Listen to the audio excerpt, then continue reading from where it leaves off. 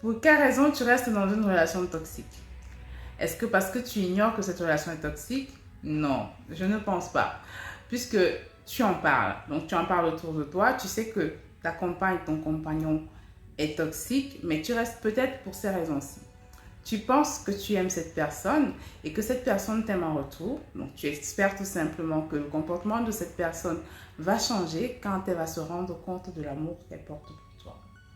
La deuxième raison, c'est que tu as tellement donné dans cette relation que partir maintenant, c'est pas possible. Tu veux quand même avoir la satisfaction d'avoir tenu ton couple jusqu'au bout. Donc tu restes, tu attends que l'autre change, mais ça n'arrive pas.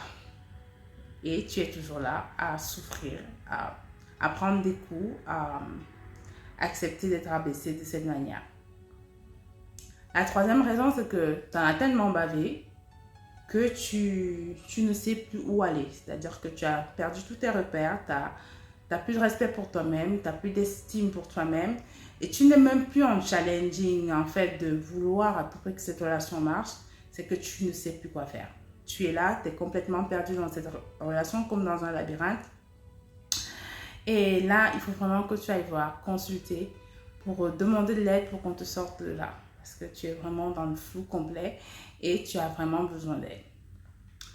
La quatrième raison, c'est que tu as de la compassion. Tu as de la compassion pour la personne. Et tu n'en as pas pour toi-même parce que tu peux avoir la compassion pour l'autre en te disant que cette personne a sûrement traversé des périodes difficiles et que si elle est comme ça, c'est à cause de son passé. Donc tu restes par compassion, tu restes par pitié, tu restes par empathie. C'est très dangereux parce qu'en fait, cette personne n'a aucune empathie pour toi. Cette personne n'a aucun regret à te maltraiter. Cette personne n'a aucun remords de ce qu'il te fait subir parce que toi aussi tu as du vécu, toi aussi tu as eu un passé. Donc c'est peut-être pour cette raison que tu restes. L'autre raison, c'est que tu as des attaches avec cette personne.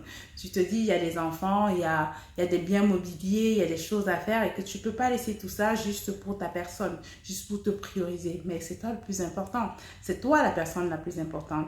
Si tu as des enfants, si tu as des biens avec cette personne, tu ne seras que plus à l'aise d'entretenir tout ce que tu as, de faire du bien à tes enfants, de leur donner tout l'amour qu'ils ont besoin, au lieu de rester dans la souffrance et de drainer ainsi cette souffrance sur les personnes qui t'entourent.